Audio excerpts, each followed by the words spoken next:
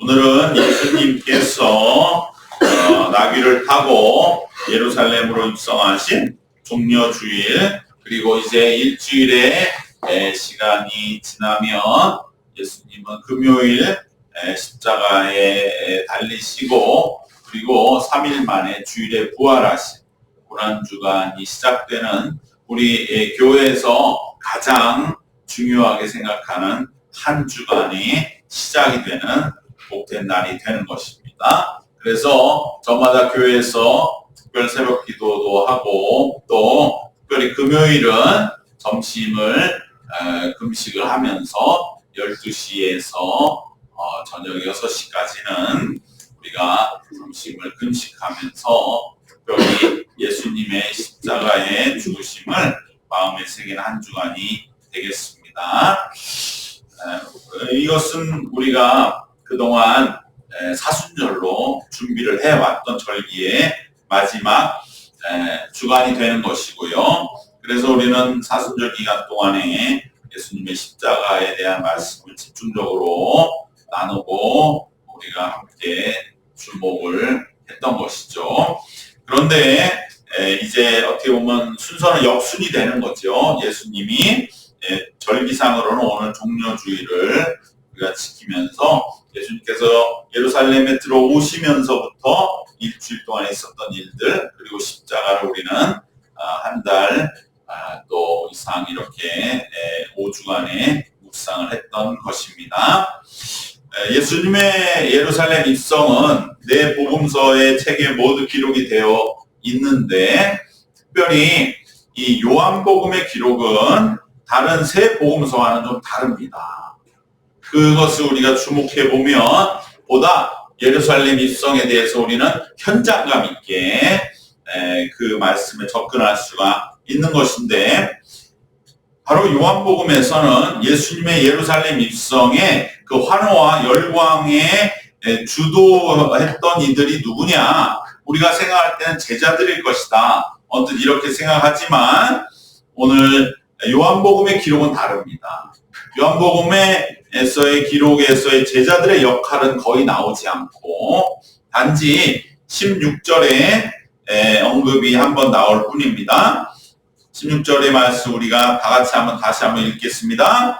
제자들은 처음에 이 일을 깨닫지 못하였다가 예수께서 영광을 얻으신 후에야 이것이 예수께 대하여 기록된 것임과 사람들이 예수께 이같이 하는 것임이 생각났더라. 그러니까 요한복음의 기록은 좀 입체적이죠. 당시에 제자들은 처음에 이 일을 깨닫지 못했다. 물론 여기서 말한 이 일이 예루살렘 입성 전체의 일일 수도 있고, 아니면 그 앞에 나오는 나귀를 타고 오시는 일, 그러면서 모든 사람들이 예수님이 예루살렘에 오시는 것을 환영하는 그러한 전체의 일이라고 우리는 생각할 수가 있을 것입니다. 그런데 여기서 특별히 강조되는 것은 누구냐? 바로 제자들보다는 예루살렘에서 오리라고 옛날에 표현했지만 1.6km 떨어져 있는 바로 베다니의 나사로가 죽었다가 장사되고 무덤에서 나흘이나 있다가 살아난 것을 본 베다니 사람들이 이 예루살렘 입성의 주관자요 주도자였다라고 기록하고 있는 것을 우리는 볼 수가 있습니다. 그것이 바로 17절, 18절의 말씀. 우리 한번 17절, 18절을 다시 한번 봉독하도록 하겠습니다. 나사로를 무덤에서 불러내어 죽은 자 가운데서 살리실 때에 함께 있던 무리가 증언한지라. 이에 무리가 예수를 맞음은 이 표적 행하심을 들었음이로라. 그러니까 수많은 무리들이 모였을 때에 예수님이 누구길래 이렇게 사람들이 막 다 들떠서 환영하는 것입니까? 그 사람이 뭐를 했습니까? 하니까 베다니 사람들이 아유 당신 그것도 못 들었어? 바로 여기서 얼마 떨어지지도 않은 우리 동네에서 예수님이 나사로라고 하는 사람을 살렸어요. 근데 그 사람은 그냥 살린 게 아니라 죽어서 장례까지 끝난 사람을 예수님이 살려냈다고. 예수님이 죽은 사람을 살렸다고. 그 사람이라고. 그러니까 사람들이 너무 신기해서 그래요? 어떻게 그런 사람이 있지? 한번 우리 얼굴이나 한번 봅시다. 그러니까 막 거기서 전부 들떠가지고 정말 죽은 자를 살리는 저런 사람이 우리의 대장이 되고 지도자가 되어야 된다. 죽은 자를 살렸는데 뭘 못하겠느냐? 진정한 왕이 나타났다. 이러한 예루살렘 입성이었다라는 것이 요한복음의 증언인 것입니다. 바로 우리는 충분히 이 예루살렘 입성에 제자들은 물론이고 갈릴리에서부터 따라온 사람들, 갈릴리는 이 예루살렘과는 완전히 다른 동네예요. 거기서부터 온 사람들, 또 예수님에 대해 미리 소문을 들었던 전 유대의 각지에 퍼져 있던 사람들, 그리고 예루살렘 근방에 살면서 예수님에 대해 기대와 소망을 가진 사람들 모두가 합쳐져서 예루살렘의 입성을 너나 할 것 없이 환호하며 영광을 돌렸을 것이라고 쉽게 짐작할 수가 있습니다. 그러나 요한복음이 특히 강조하는 것은 예루살렘 입성에 모두 하나 되어 호산나 찬송을 불렀지만 주도적인 역할한 것은 우리 일반적인 그러한 선입견으로 여겨지는 제자들이 아니라 특별히 베다니 사람들이다. 그럴 때 뭐가 풀리냐면 예수님이 타고 온 나귀가 어디서 왔느냐.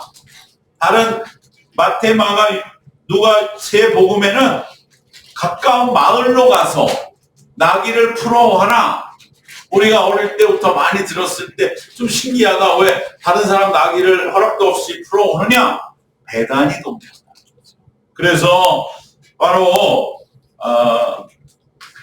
베다니 사람들이 주도가 된 것이 분명하다고 요한복음은 기록하는 것입니다.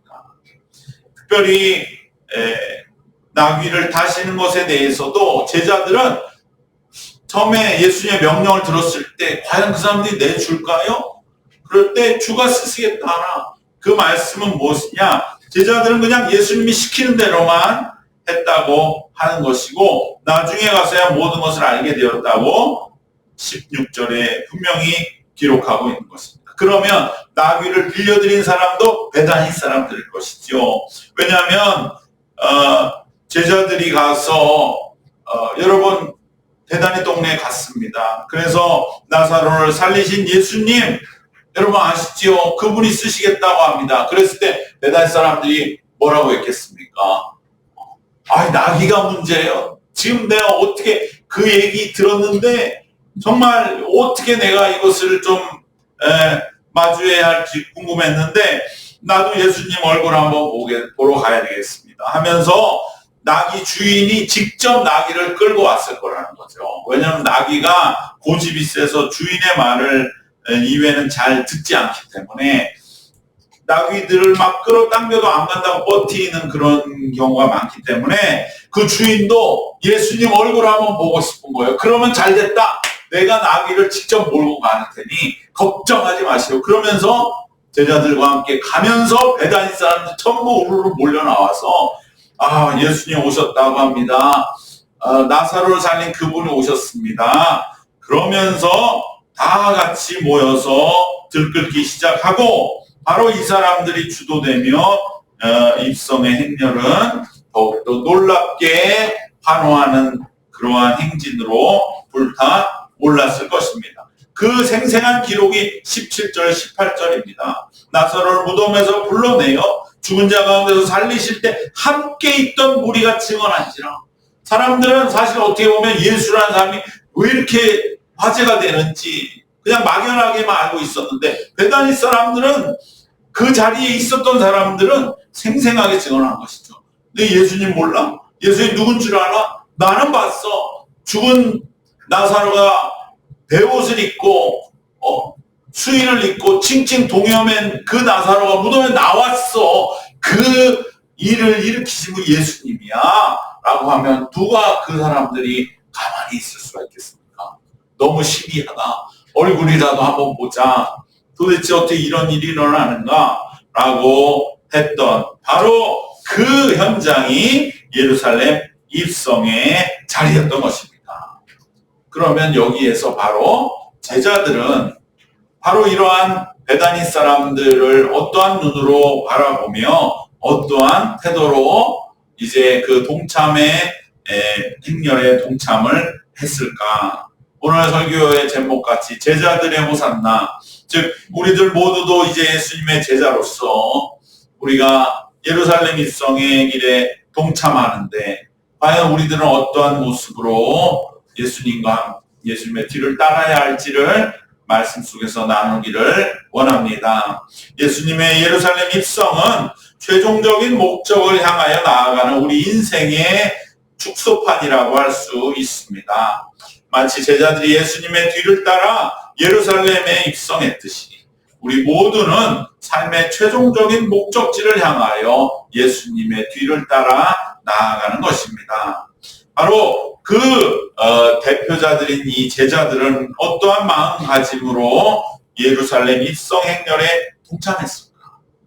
어떻게 보면 이제 베다니 사람들이 막 나귀를 몰고 와서 그 열정이 넘치고 그 확신이 넘쳐서 예수님 환영하지 않으면 우리는 이것은 안 된다고 막 그렇게 열심을 낼 때에 그때에 제자들은 그것을 보면서 너무나 기뻤겠죠. 물론 예수님이 환영받는 것을 제자들이 얼마나 원했겠습니까? 그러나 그들을 그러한 모습들을 그 군중의 호산나를 바라보는 제자들의 태도는 우리는 세 가지로 함께 나눠볼 수가 있는 것입니다.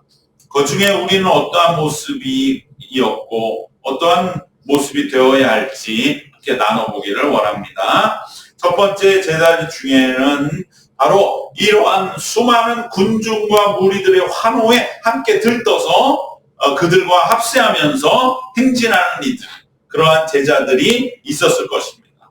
바로 베드로와 같은 사람들일 것입니다. 그리고 대부분의 제자들이 그랬을 것입니다. 와, 예수님이 예루살렘에서도 이렇게 환영받는구나. 우리도 어떻게 하면 좀 예수님이 예루살렘 오실 때 보다 더 많은 사람들이 예수님께 이렇게 환호하는 것을 제자들의 입장에서는 좀 어떻게 보면은 이루고 싶었는데 이렇게 수많은 사람들이, 특별히 베다니 사람들이 앞장서서 예수님을 환영해 주니 얼마나 감사한가, 얼마나 기쁜가. 우리도 예수님 호산나 할렐루야 찬양하면서 예수님과 함께 행진했던 사람들, 바로 대부분의 제자들이 이랬을 것입니다. 우리들도 마찬가지, 대부분의 그리스도인도 우리가 종려주의를 맞으면서 정말 예수님이 누구에게나 환영받아야 하는 분인데 너무 그동안에 곤고하게 많은 사람들의 오해도 받았는데 이제 많은 사람들이 받아들여주는구나 하면서 환호에 함께 들떠 영합하고 합세하며 행진했던 이들이 있었을 것입니다. 두 번째로 이러한 그래도 첫 번째는 그나마 좀 낫지만 두 번째는 입성하면서도 그 환호의 무리 속에서도 자기의 계획과 자기 몫을 생각하는 제자들도 있었을 것입니다. 대표적인 사람이 가룟 유다, 그리고 요한과 야고보의 자리를 부탁했던 그의 모친과 같은 그러한 어둡고 둔한 자들이 되는 것이죠.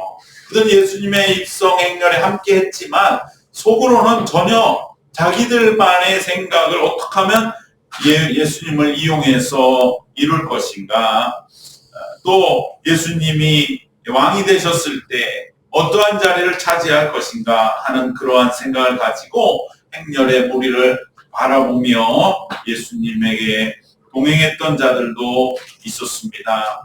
가룟 유다는 더 심해서 여차하면 예수님께 내가 물리적인 압력을 가해서라도 예수님을 왕의 그러한 자리에 세워서 내가 그 권세를 함께 누리겠다고 하는 그러한 흉계를 가진 바로 이들은 구원에서 이탈될 수밖에 없는 자들입니다. 이것은 세상의 많은 사람들의 모습이죠. 그저 행진이나 구경하고 진정으로 마음속으로 기뻐하지 않습니다. 그냥 아이고 많은 사람들 좋아하네. 그래 예수님이 뭐 저 정도 환영받을 만하지. 그러나 나는 이 진심으로 예수님이 환영하고 그가 이렇게 환호하는 것에 관심 없어. 내가 생각하는 거는 내 몫이야, 내 이익이야, 내 생각이 이루기 위해 예수님을 어떻게 하면 좀 이용할까 하는 그 생각들.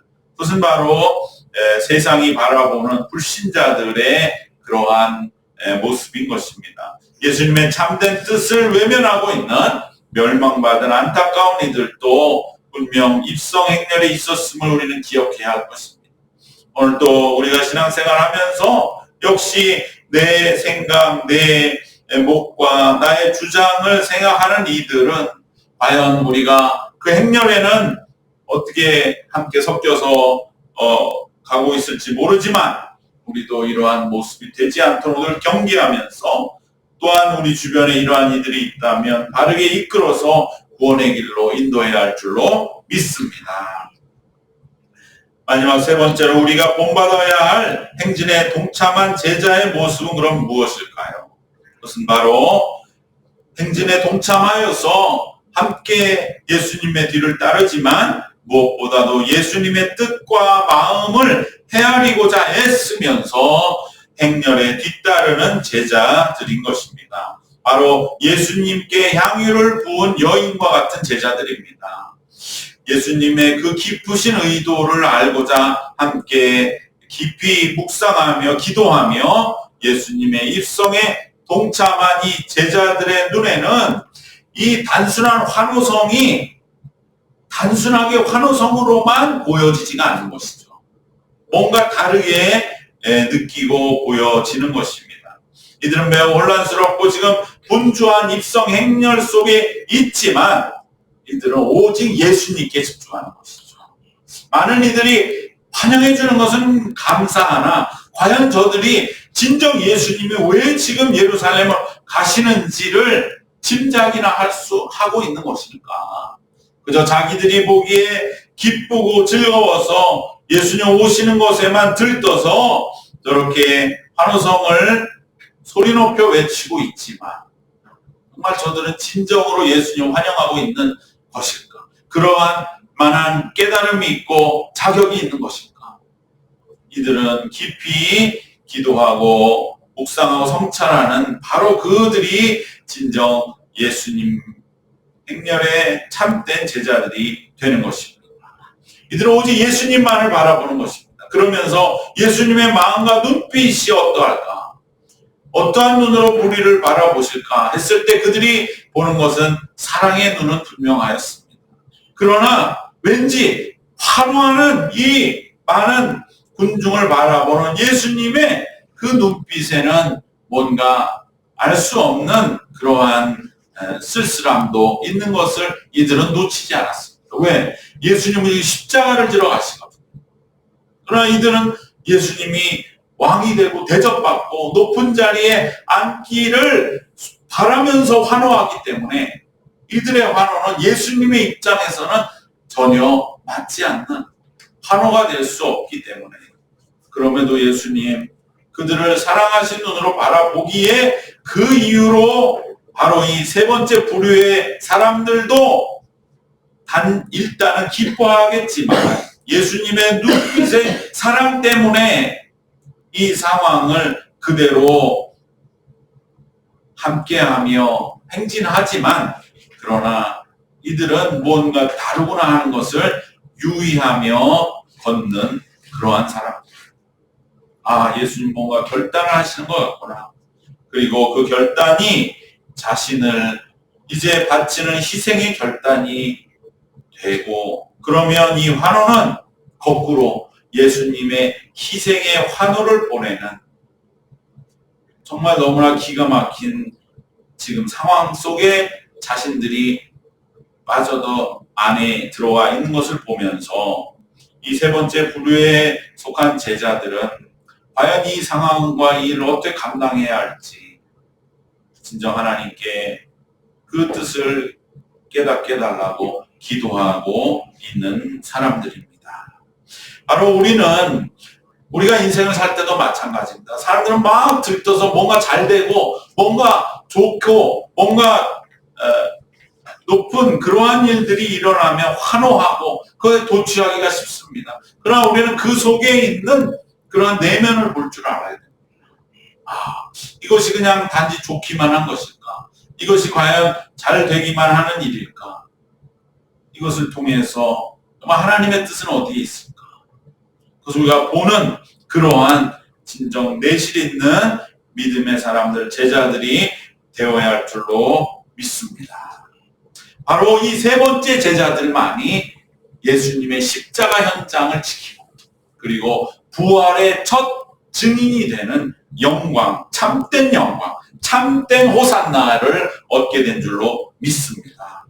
세 번째 부류의 제자들이라고 해서 예수님의 깊은 뜻을 전부 다 알 수는 없었지만 그들은 분명한 것은 이 환호성에 도취되지만은 않았다는 것입니다.